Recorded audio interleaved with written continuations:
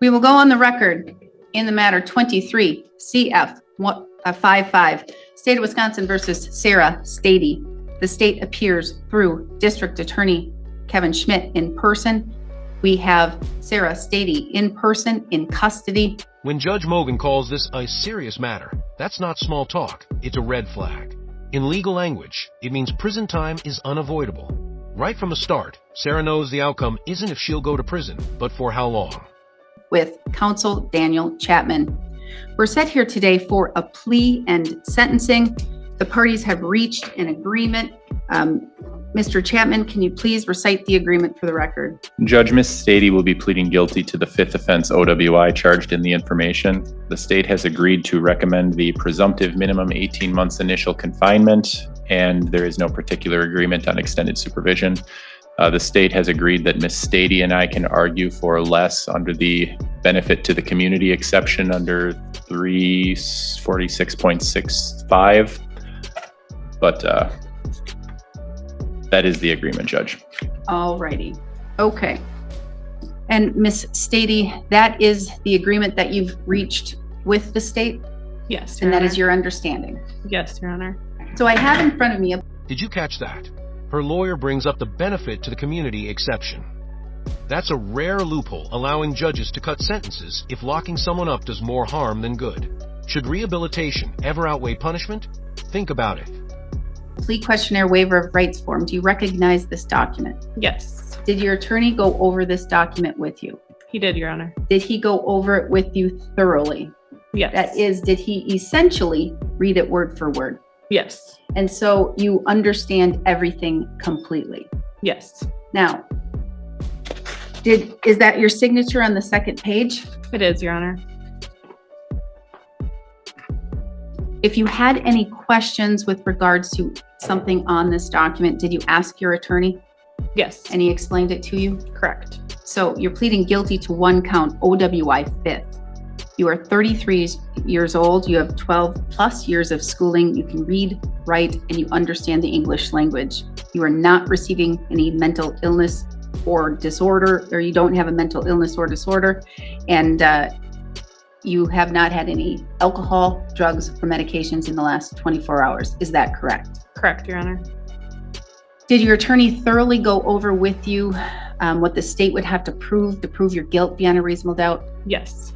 Did he go over with you the mandatory minimum as well as the maximum possible penalties that you could face? He did. All right. Now, because you're charged with crimes, you are entitled to constitutional rights, and each of those rights is listed on this document. And I'm going to go over those rights with you because this is a mandatory prison case, and I need to make sure that you thoroughly understand those rights. Do you understand that you would have the right to a trial? You would have the right to have your attorney cross-examine the state's witnesses or call witnesses to testify for you. You would have the right to testify on your own behalf or remain silent and not have your silence used against you. You would also have the right to have a jury trial in which 12 of your peers would need to reach a unanimous verdict. This moment matters. The judge carefully lists Sarah's rights. Why so detailed? Because later she can't claim, "I didn't understand." Every yes, Your Honor, is another door closing on appeals. Verdict to a guilty plea, and you would, or not guilty, and you would have the right to have the state prove your guilt beyond a reasonable doubt. Do you understand all of those rights that you would be giving up? Yes. Do you understand that if you're not a citizen of the United States, your plea could result in your deportation? Correct. Yes. Do you understand, with regards to this matter, this OWI 5th that you are pleading guilty to, the state would have to prove on or around March 4th, 2023, in Burnett County, Wisconsin, you operated a motor vehicle while under the influence of an intoxicant. Do you understand what the state would have to prove? Yes. You understand that the maximum possible penalty here would be up to a $25,000 fine or up to 10 years of incarceration or both. Do you understand that? Yes. Do you also understand that there's a mandatory minimum of incarceration? The state or the court must order a minimum of at least 18 months of incarceration. Do you understand that? Correct. And do you understand that pursuant to, as your attorney stated, 346.65 paren 2 paren AM 5, that you could argue to the court for a lesser sentence based upon whether or not the community would be harmed and et cetera. Do you understand that? Yes, Your Honor. But do you understand the court does not need to follow any of that argument? You understand that? Yes. All right. Now, did you go over the criminal complaint with your attorney? I believe so. And in particular, there is a section called the probable cause section. Do you remember that? It's been a while since we went over that. All right. So he's showing you the criminal complaint right now, in which it does go over what happened that day and why you were charged with these crimes. All right? Yep. And so you see that right now. Yes. So now, does that refresh your recollection? Yes. And for the most part, are those facts accurate? Yes. Are you admitting here today that you in fact did operate a motor vehicle while under the influence of an intoxicant? Yes. And this would be your 5th offense. Yes. May the court use the probable cause section of the criminal complaint along with the statements made by your client to find a factual basis. Yes, Your Honor. Has anyone made any threats or any promises to you, Ms. Stady, for you to plead guilty to this charge? No. You're doing so freely and intelligently. That means you're telling me that you fully understand what you're doing here today. Yes, correct. And voluntarily. Yes. Has your attorney represented you competently? Yes. Has he answered all of your questions? Yes. Has he looked at this matter thoroughly? Yes. Has he discussed the discovery that the evidence in this case with you? Yes. Has he discussed whether or not you have any defenses or perhaps a lack of defenses in this case? Yes. Are you satisfied with his services? Yes. Do you have any questions for the court or for your attorney before we proceed? Not at this moment, Your Honor. All right.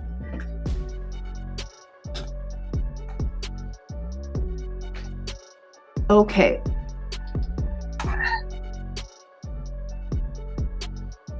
I'm sorry, I'm having an issue right now where my ears are both ringing and I can't, it's very difficult for me to talk. So it's very difficult for me to be able to go through this, but I'm going to try. So no one's made any threats or promises to you and you're satisfied with your attorney's services and you don't have any questions for the court. And that's what you're telling the court here today. Correct, Your Honor.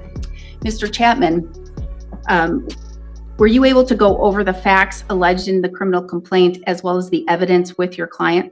Yes, Your Honor. Both before and then after I was reappointed, I again discussed it with her. And did you go over how they would apply to the elements that the state would have to prove? Yes, Your Honor. Do you believe she's entering her plea freely and intelligently and voluntarily? Yes, I believe she is. And she's competent to do so? She is. And she understands the rights that she's giving up here today? She does, Your Honor. All right. You're pleading guilty to a felony. Do you understand that you would no longer be able to use or possess a firearm for life? Yes. No longer able to vote in any civil election until or any election until your civil rights are restored? Yes, Your Honor. Do you have any questions, at least right now, before I begin and take your plea? No, I do not, Your Honor. All right, then as to count 1, OWI 5th, how do you wish to plead? Guilty, Your Honor. The court will find your plea is done freely, intelligently, and voluntarily. I will find that you understand your constitutional rights and what it means to give up your rights. I will find a factual basis to accept your plea of guilt. Based upon that, I'm going to find you guilty of OWI 5. Count 2 will be dismissed and read in. Count 3 will be dismissed and merged in with count 1. A judgment of conviction will be entered today.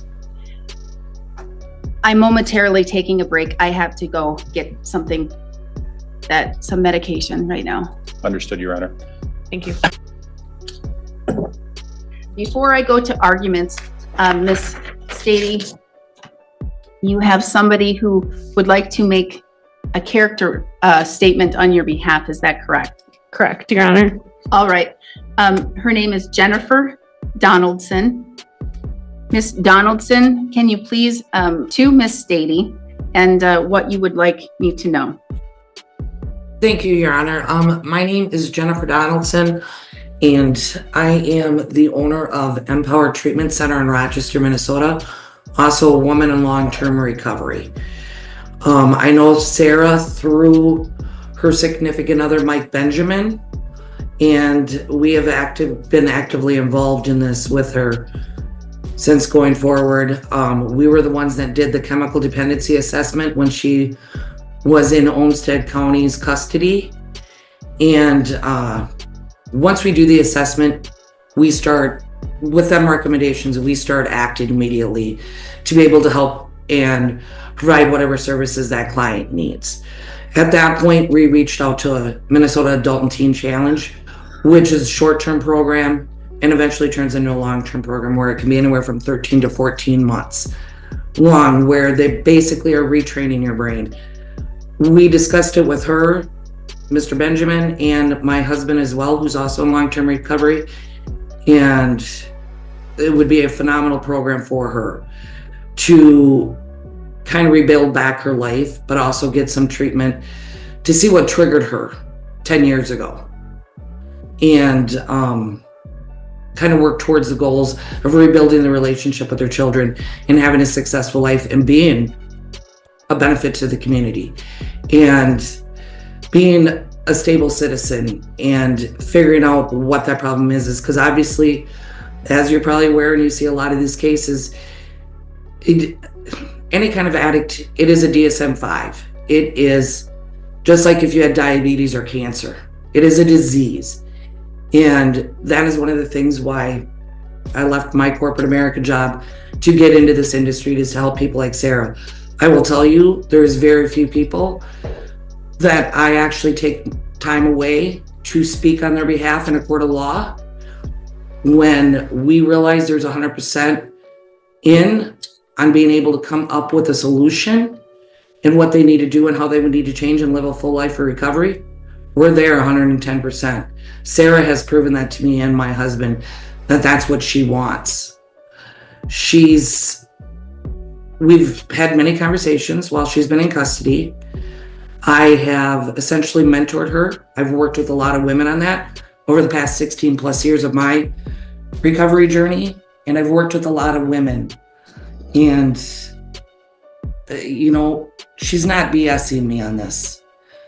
I can pretty much read that when someone is, when a client is, and when a client isn't. She's done a lot through her life. And what I'm struggling with, and I understand Minnesota and Wisconsin laws are different. What I'm struggling with is she was doing great for 10 years. Something triggered this. We need to find out what triggered it and what's going on with it. And I believe everyone also has to pay for their crime that they've done. And at the same point, what can we do? Jennifer's testimony hits hard. She's not just a supporter. She's a recovery professional who also lost her brother to a drunk driver. That gives her words double weight. Compassion for Sarah, but also personal pain from the same crime. Powerful contrast, right? To help prevent that. And yes, time served. I have 3 DUIs. I sat in jail. I sat in custody. But at the same point, sending someone away for 18 months when she's got 2 young children at home and a phenomenal support system, I don't think is going to help the recovery. I've seen both ways where incarceration has helped. I've seen where people have done the long-term Teen Challenge program where it's done an amazing thing. My husband is a graduate. And I'm a single mom too, and it breaks my heart to see what she's done. And I know that she has remorse for it. I know that she wants to better herself. I mean, she's talked to me about trying to figure out a way how to give back to the community with people in recovery. She's like, if I have to do this, Jen, that's fine. She goes, I'm going to better myself. I'm going to do what I need to do. And she goes, when I get out, if I can be back in the recovery community, she goes, can I come work for you? That spoke volumes to me, because I will tell you, getting in this industry, in this field, you have to have a heart and a passion and a soul for it, which I think she does. She wants to be able to tell her story. I think there's better ways of making more people realize that, you know, going down this path isn't the right way. And it's just, Sarah has it in her. She has a fire in her to overcome this. And I would just like to be able to give her the opportunity to not spend as much time behind bars as what the 18-month mandatory. If I would plead with you to see how creative we can get with this and be able to do something, because I do believe she'd be a huge benefit to the community. Just the fact she wants to tell her story. A lot of people don't do that. A lot of addicts don't do that. And it just isn't right. And I'll be honest with you. I had a brother that died from a drunk driver. So it's hard for me to speak on behalf of people that drink and drive, but I did it myself. She does feel remorse. She knows what she could have done. And I've been pretty hard with her. And I don't know. If there's anything we can do to get creative with this, I know she would give back, and I know she would do such amazing things for the recovery community. And I'm sorry, with the epidemic that's going on with addiction, we need people like her telling her story that could potentially change someone else's life. I mean, if she touches one person, that's all that matters. It makes a huge difference. It really does. Thank you, Ms. Donaldson. All right, now I'm going to turn to Mr. Schmidt for your argument and sentencing recommendation, please. Sure. My recommendation is going to be 18 months initial confinement, 1 year extended supervision. So Ms. Stady has... Simply 1 year? Yes. Ms. Stady has a lot of unique characteristics to her that cuts positively and negatively. She doesn't appear to be a person who has much connection to Wisconsin. All of her convictions are in Minnesota. It's the 4 OWIs, it's 2 driving inimical to public safeties. So all of her convictions are driving related, 2 of them not necessarily alcohol related. Even in this case, when she had contact with law enforcement, she said to them, you know, I'm not from Wisconsin, my OWIs are in Minnesota.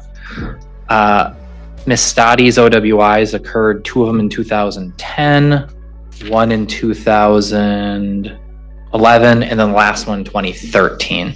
So they all appeared within a relatively close range, and the last one was 12 years ago.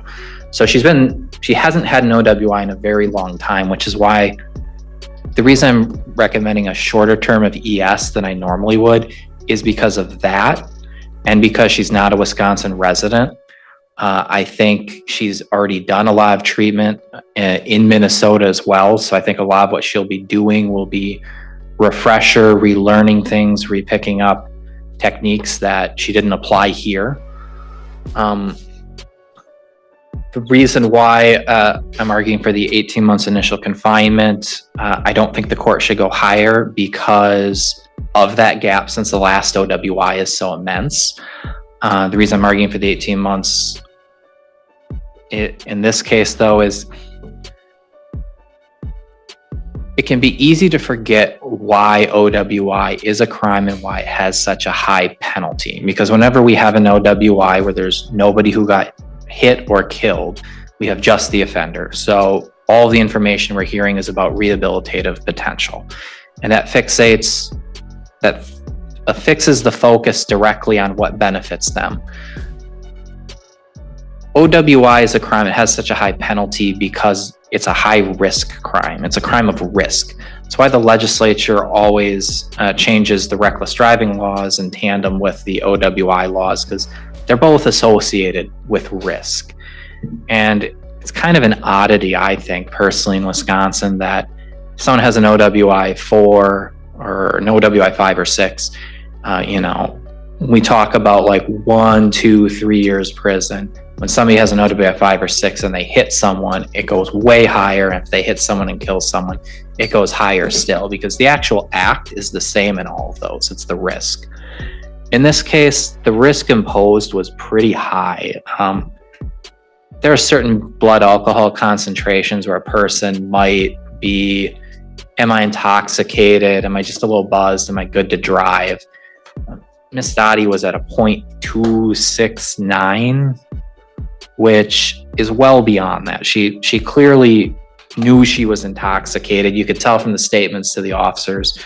She was pretty hammered. She knew she shouldn't be driving. She mentioned saying, I'm getting arrested to an OWI before they even really arrested her yet on the phone to a significant other. I fully believe, based on what we've seen from her. Here's the prosecution's hammer. OWI isn't punished for what happened, but for the risk it creates. Sarah's blood alcohol level, 0.269, over 3 times the limit. At that level, it's not buzz driving, it's lethal driving. And what we've heard from the character witness, that she has the fire, she has the desire to change.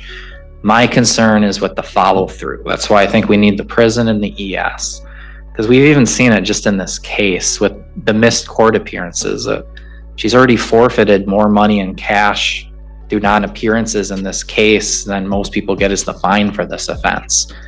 And I think that demonstrates, the fear of seeing this to fruition. Being sober is scary for people who are alcoholics. And I think she needs that prison and that ES to deal with that. It's fully true that substance abuse, alcoholism is a DSM-5 disorder. OWI is not. Thank you. Thank you. Before I begin and ask your counsel for argument and his sentencing recommendation, again, I apologize for having to stop. Do you understand, and I did ask you or tell you this and ask you this, if you understood that I don't have to follow any argument as to going lower than the mandatory minimum, but do you understand I don't have to follow any recommendation? Nothing's binding on me. Do you understand that? Yes, I do, Your Honor. And do you still wish to proceed? I do. Okay, thank you. Mr. Chapman, argument and sentencing recommendation, but do you have an account for her jail credit? Yes, Your Honor. It is 78 days. Okay, thank you. I've got the dates if anyone wants them. Thank you. And I'm bending over, just so you guys know, to get my OWI information, because with OWI 5s, I have to specifically calculate the fines. Given that it's a prison sentence, they do not count today, so it would be 77 days actually. Thank you. Argument and sentencing recommendation, please, Mr. Chapman. Judge, I think the state laid it out perfectly as to why this case calls for 18 months. And Ms. Donaldson addressed the rehabilitative potential. And I know that Ms. Stady is going to address the court and probably address her personal situations in more detail. Specifically, I'm asking the court to consider less than 18 months under a particular statute that actually doesn't call for the court to look at specifically the seriousness of the offense or the rehabilitative potential. I agree that under the seriousness of the offense and the rehabilitative potential, 18 months would be the appropriate sentence. I don't think it calls for more than that 18 months, but under the statute that calls for the exception, it asks the court to look at, would the community benefit? So is it in the community's interest that Ms. Stady serve less than 18 months? And would the community be harmed by her serving less than 18 months? So I'm going to focus mostly on those particular two issues. First of all, as to whether the community would be harmed, I don't believe there would be any difference to the community as to whether Ms. Stady serves 18 months or 12 months or something in between. She's not going to be eligible for the earned release program in prison. She may be able to do some sort of treatment in the community, but really the prison is about punishment. That's what she's going away for. And I think the punishment aspect to Miss Stady and whether she learns her lesson won't make a difference to the community, whether that's 18 or 12. I believe that the 12 would be sufficient, that